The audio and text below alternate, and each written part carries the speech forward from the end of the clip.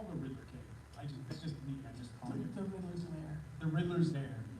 Yeah. Yeah, that's better than the Riddler cave. The party where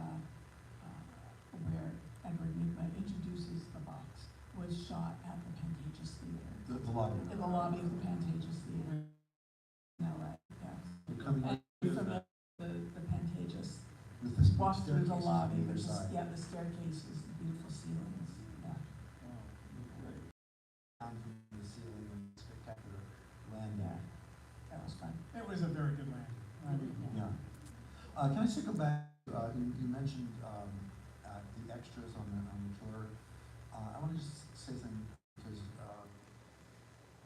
when somebody has passed away, it's very important, I think, for people to understand some of the really wonderful things about a man. And we were on set one day. It was the service scene where Dick Grayson's parents are killed.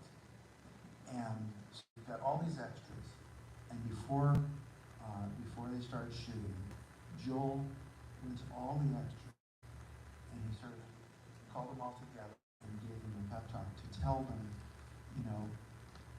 how important you are a part of the scene. We really appreciate you.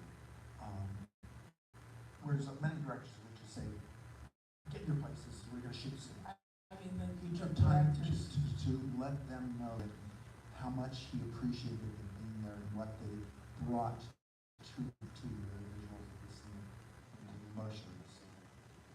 I think it's lost in modern films where they're always just going to add backgrounds or CGI extras these days, where they're just, it's not going to be, and all of them in full costume, with light effects and smoke effects, and Great dimension, doesn't it?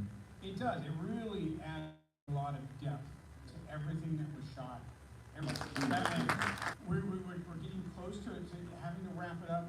Would you like to say anything else to the great fans that came out here tonight to see you? There was always one or two questions. Okay. That's why I wanted you guys to talk before we start getting onto the. Okay. What would you like to say about the film? thank you all for coming out. It's really lovely that people will come out to see a movie 30 years after it premiered. A lot of movies don't get that kind of, enduring fan base, or even say, did I say that? So it's really special that you guys should come out and hear this one. Yeah, when I first saw it, my first screening, sort of the moment like everybody cheered near the end where he saves and Chase, and they're hanging there, and he's saved Robin, and all of you sort of reacted, started cheering. I felt that way too. I mean, yes, we write words on paper, but one of the things about both frustrating sometimes and also a joy when it works is that sometimes what you write, when it comes out on screen, it doesn't see if it's good. I won't say they ruined my movie. It's not what I thought it could be, and sometimes that's true for a writer. And then other times, it's like we get to invent a playground, but other people get to bring their toys on the playground. They get to play on the playground, and they bring it alive. And that's sort of what happened here. Shot of the full moon. Because Joel gave us, but primarily he's a visual artist, as we talked about his background. So we were in New Orleans. Batman coming out of a wall of fire. I don't care how you get there, what situation is, but I don't care how you get there, what situation is, but get me that shot. And so we have the freedom. So wonderful to have, okay, here's a man who's a vision, And we have a vision too, and we can sort of try to make this all work together. And I felt in an awful lot of this film that his vision was bigger and wilder and more colorful than ours, and our vision was probably a little more crazy. We're pulling back. No, let's pull that back just a little bit. But Yeah, in the movie, I don't know God. the entire signs safe. are there. But it really works together, and it felt like a hamburger that's well made, all the ingredients kind of meld. I feel like this is the case where all the ingredients miraculously melded into something that was a big pile of joy. Ed, you want to say anything from your heart about the film? I'm just especially grateful to be called here tonight to do this, to see the film again and to thank the wonderful writers and the plays the thing and you get great material like that. I'm grateful for the opportunity to say thank you both. Hey, we're happy to put it on. Okay, we're gonna have time for a couple questions. Just a couple. I'm gonna start making my way up here. I see you. I'm going for you first because you're right in the front row, and that's your front row privilege. I love the character of Jason Meridian. I was just wondering, like, if you talk about just the thinking behind the creation of the character, did she change in any significant way from the screen? And also, is there any special Very on the globe, Divide. it's a dividing point on the other side. And the chase, no, that's good. And it just fit. Does that answer your question? What was the question? So, is it like she's chasing the Vivian was trying to take it to the theme of the film. And the band Chase Atlantic hadn't come out yet, so we will talk about it. You, buddy, right there, second row. My dad was a comic book like I never do stuff like that brain, so it's amazing. I'm really curious because like there's all this talk in the last 4 years about that Joel Schumacher Oh, yeah, I am very curious whether that is a real thing or whether it's just like yeah it is. It's a real thing. It's a real thing. I don't think it'll ever be shown.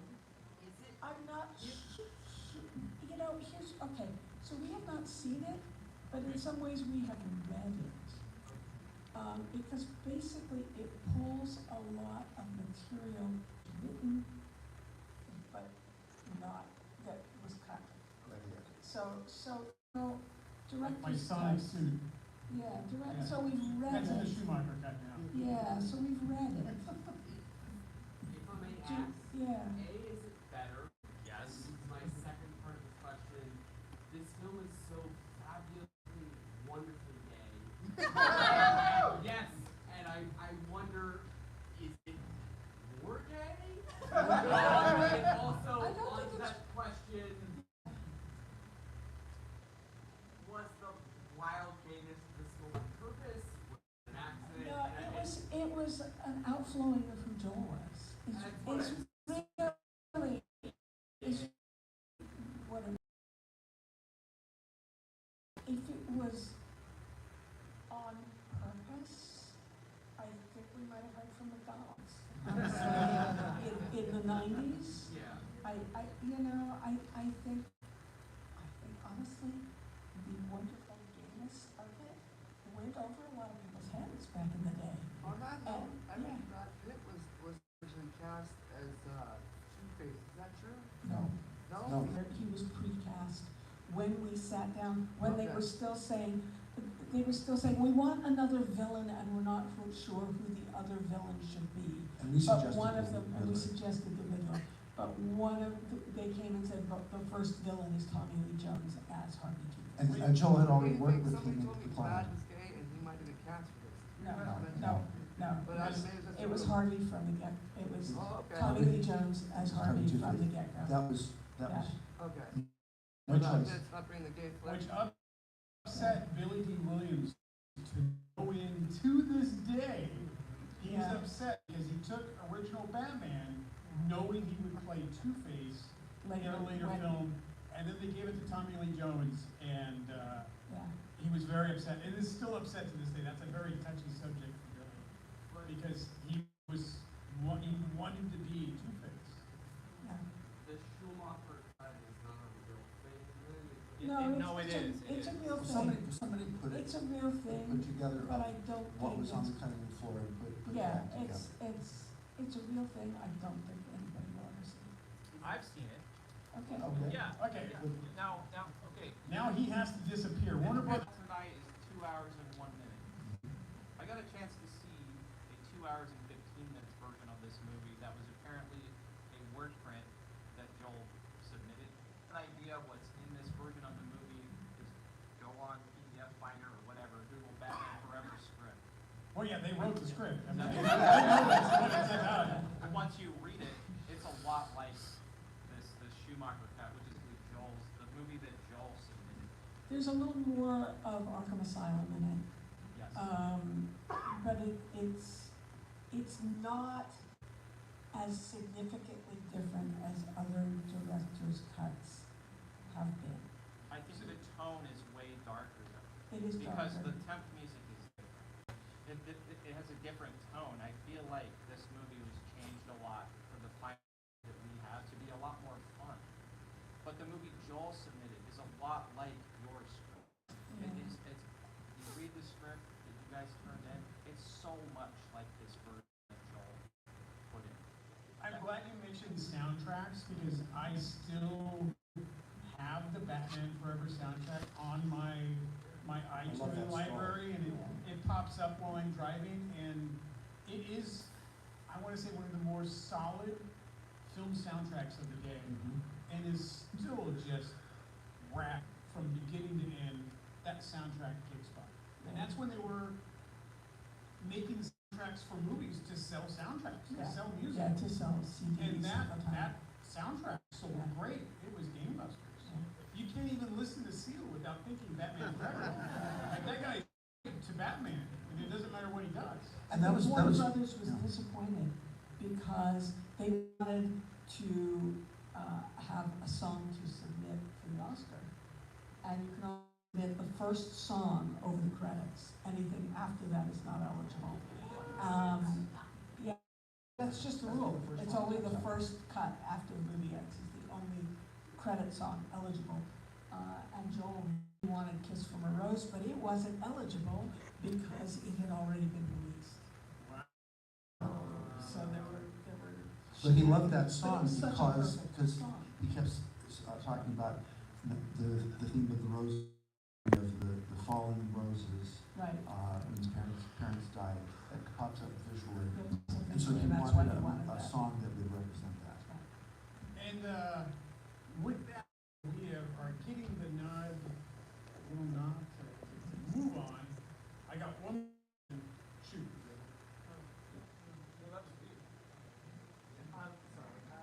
Yeah, the Riddler has to get the last Yeah. one. You guys are great. I know, it's a lot of heads in the game, a lot of different ideas. We don't have to get into this, that's totally fine. But was it was it an understanding of Burton's original framework that prompted you to? Whose original framework? Burton, that prompted you to suggest Riddler as a primary antagonist? Not really. They left it very much up to us. We thought it was actually gonna be a little, because they also wanted to introduce Robin. And we said, finding time to balance two villains and the introduction of Robin is a lot. That's a lot for two. But they really, because Batman Returns had two villains they wanted to go. But we weren't gonna go with something like Scarecrow, or, the one who wouldn't know, and we said, the Riddler. So it was kind of a process of It was a process of Right. We said, the Riddler. So it was kind of a process of It was a process of Right, but also, you give it lemons, you make lemonade. We really don't want to do two villains, but as long as we have to, then, okay, let's try to get into duality. So, Riddler is not Batman's villain. The Riddler is Bruce Wayne's Bruce Wayne's and Harvey Two-Face is a Batman film. So So each of them get a